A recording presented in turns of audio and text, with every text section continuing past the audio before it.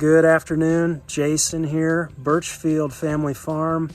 Thursday, October 14th, out here midday. We have unseasonably warm temperatures right now. I'd say we're probably low to mid 70s, higher humidity.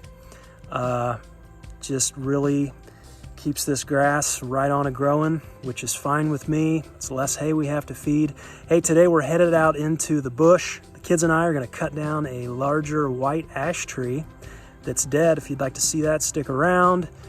We need to finish off the firewood pile for the winter, and love doing these things with the kids, teaching them to work with their hands. That's important to me, that they know how to do that and provide for themselves and those around them.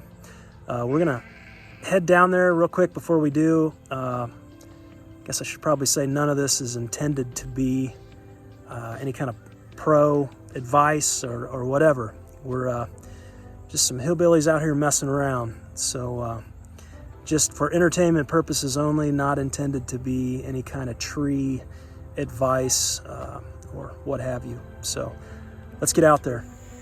And don't quite have enough wood yet, so we're out here gathering a little bit more. We've got a pretty good size, not this bush, but the tree behind it, a dead ash tree we're gonna be working on today.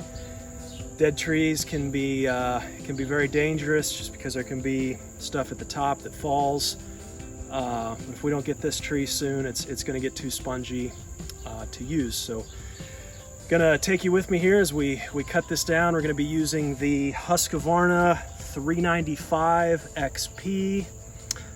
This saw, it's a big saw. It's Husky's professional version, professional series. It's a 94 cc.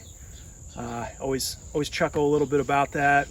Thinking back to my first dirt bike was an 80 cc, right? So this saw is bigger than my first bike, but it's heavy, but you got to have a bigger saw to get through these bigger trees. So take you along and show you what we got here.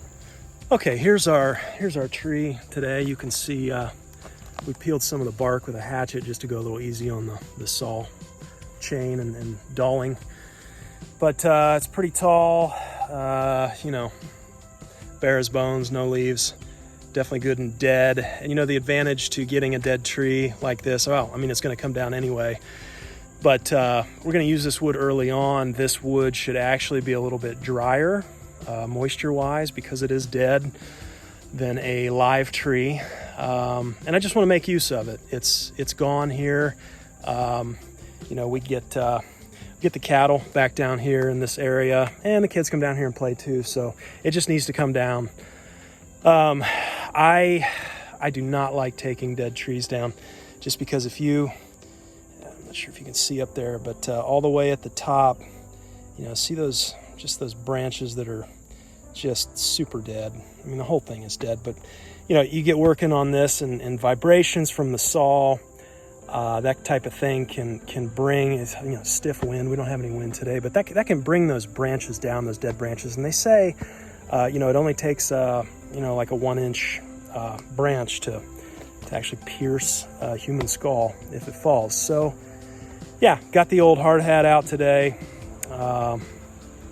and we're going to take this down. A plan of action here on the cut is going to do kind of I want it to go this way, so I'm going to kind of cut a bird's mouth here out of this side, and then I'll do the back cut at an angle down this way, and everything should go that way. You can look at the top of the tree too and see that it is leaning that way as well. So let's get after it.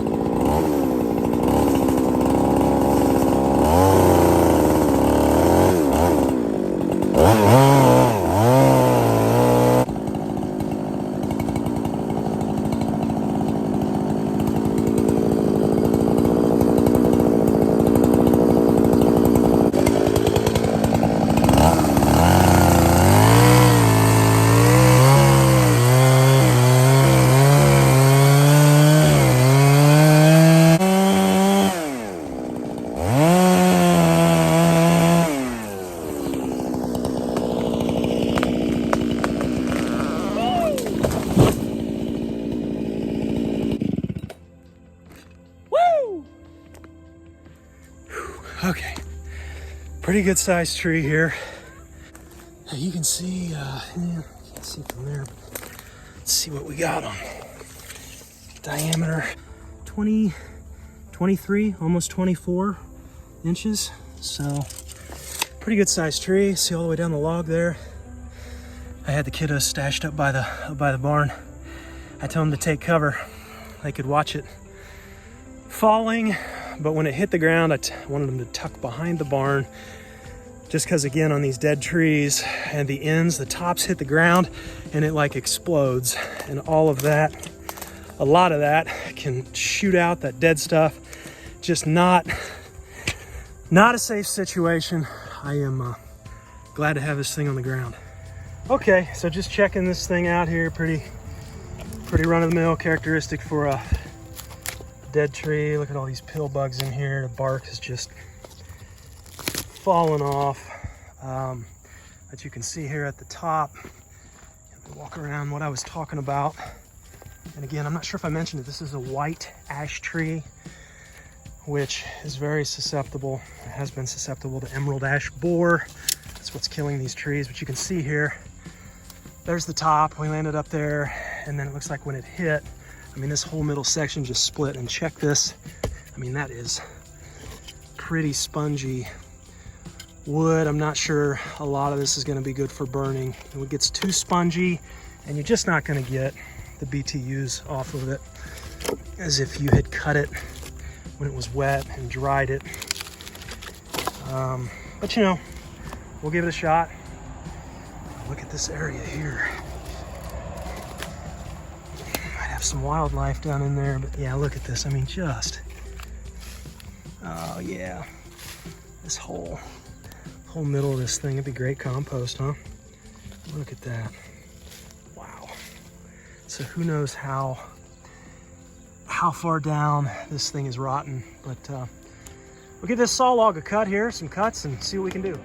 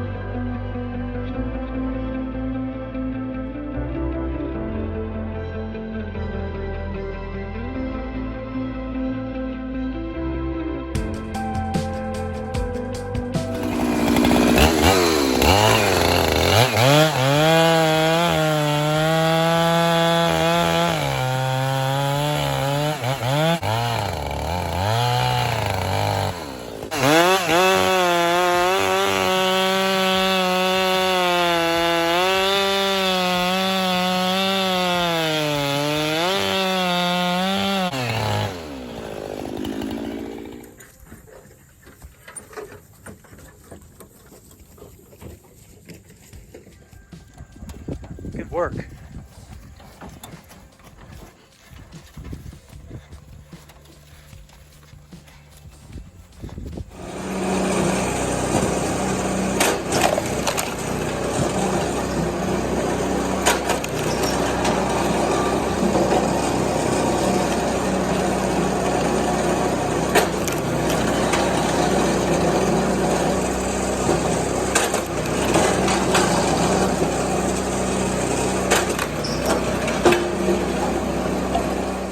Okay, so we brought a hunk of this up and put it on the super split, and I just wanted to see, you know, what we've got here, and if it was going to be too rotten or punky. And this stuff, boy, I tell you, this stuff is just about perfect.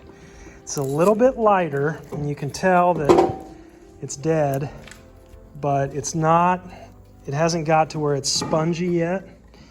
And so this is going to be perfect for drying out and for burning. I think even this year yet. I mean, it's going to need to sit in here, you know, undercover for a while, you know. But man, I wouldn't have wanted to let this go even another 4, 5, 6 months.